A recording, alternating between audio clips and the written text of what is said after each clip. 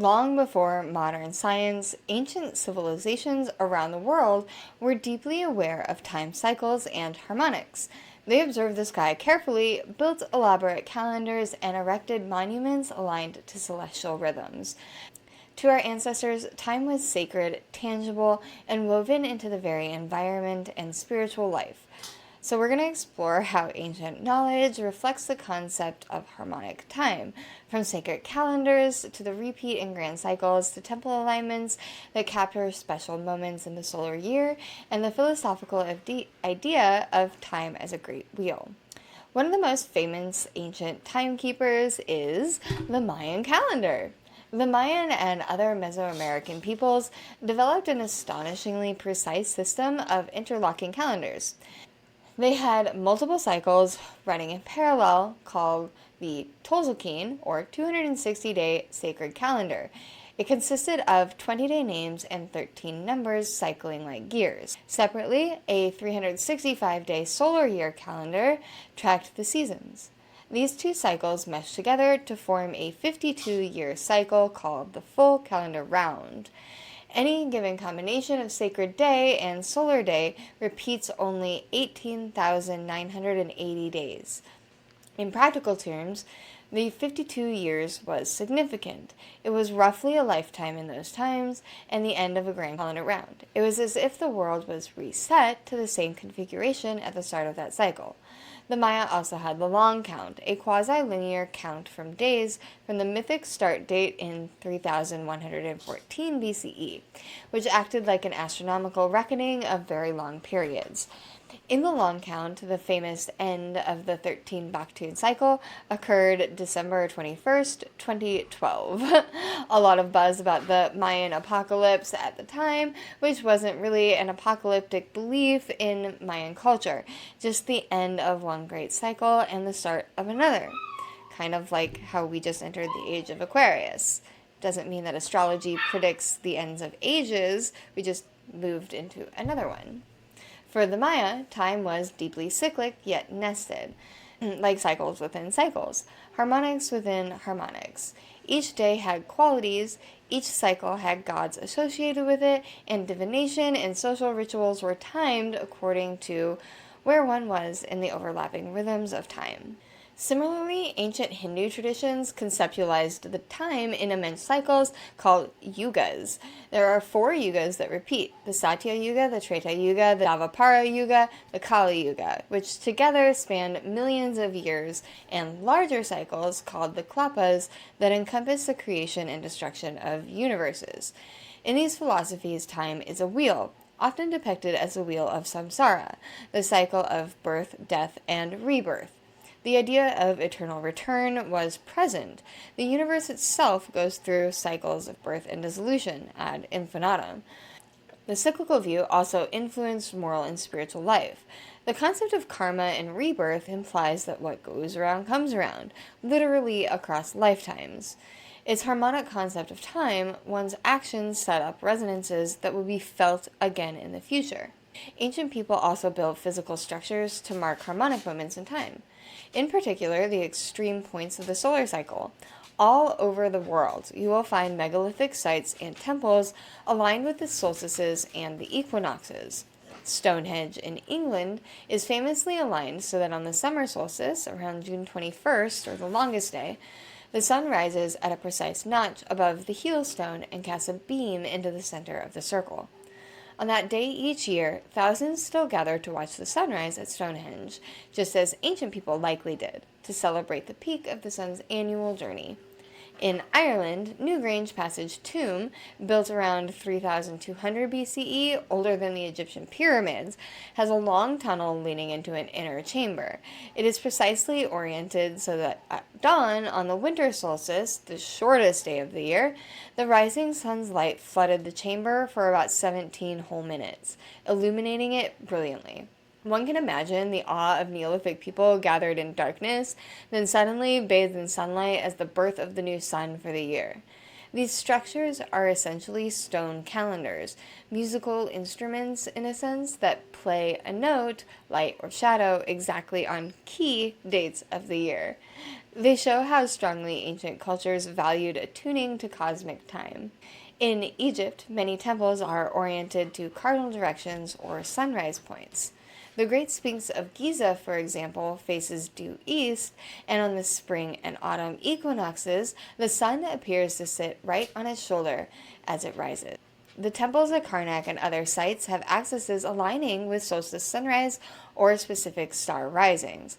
In Angkor Wat in Cambodia, the temple's main tower is aligned so that on the equinox, the sun rises directly above it, centered in the doorway, engineering cosmic order into architecture.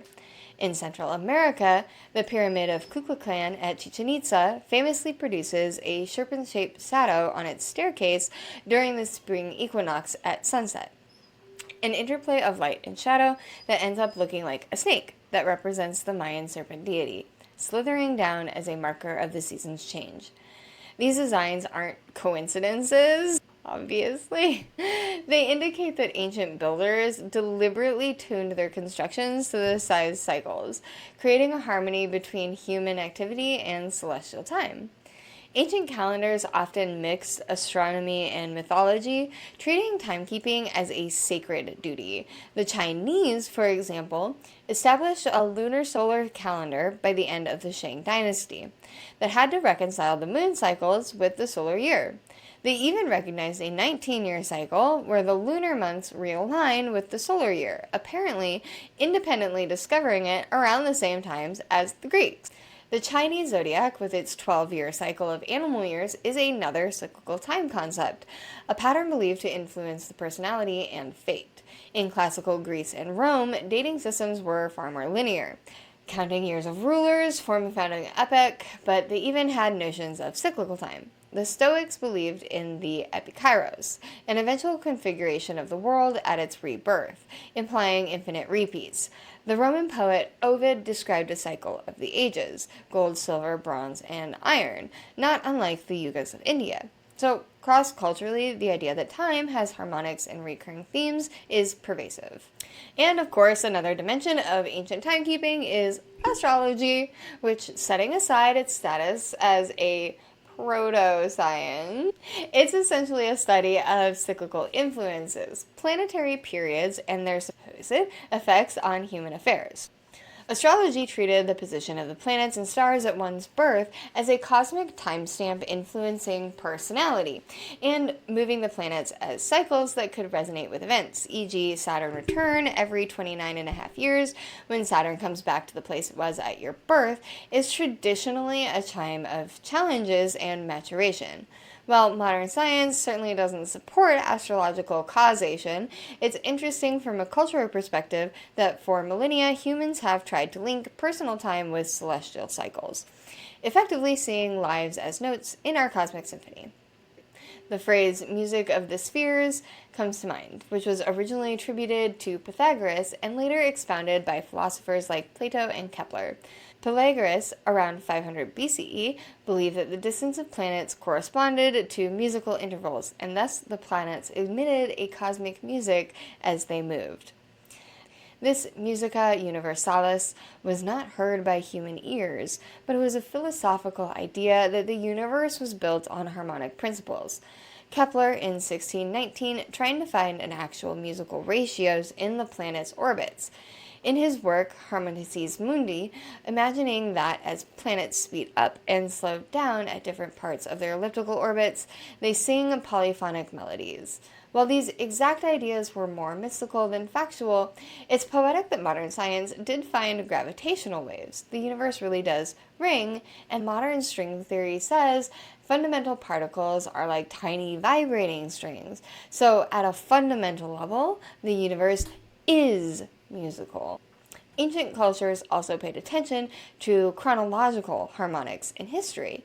Many believed in repeating ages or cycles of events. Some Native American traditions speak of worlds that have been created and destroyed multiple times. The Aztecs believed that we live in the fifth sun.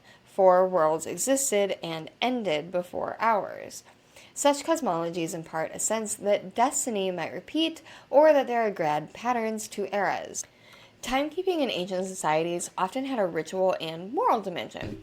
Consider the Jubilee concept in the Hebrew tradition. Every 50th year was a special year of emancipation and debt forgiveness, a socio-ethical reset that echoed the notion of the 7-day weeks, the Sabbat cycle, and the 7-year land Sabbat with 7 times 7 years, accumulating in the 50th year of Jubilee. A human-imposed cycle aimed to harmonize social life with a moral rhythm. It's a cool example of how time cycles were used to structure not just agriculture or worship, but justice and economic life. In essence, ancient knowledge across the world teaches us that to understand time was to understand the cosmos and our place in it. People looked for and celebrated the harmonics of time, whether it was the yearly return or the flooding of the Nile, or the 12-year orbit of Jupiter, as in some Asian calendars, or the great procession of the equinoxes. They built myths around these rhythms, the death and rebirth of gods, corresponding to seasons, the concept of an eternal return, where what is happening will happen again, giving a sense of continuity. By aligning human activities, planning festivals, New Year celebrations, coronations with celestial events, ancient cultures were effectively saying, let's play in tune with the universe's music, and recognizes the signals that it sends to us. Time was seen as sacred and participatory. By celebrating the solstice or new moon, you weren't just marking your time, you were joining in a cosmic dance. It's a perspective that modern life, with its digital clocks and time zone juggles, busy and obtuse schedules, often forget. But perhaps there's something to relearn here about living in sync with natural harmonics for our well-being.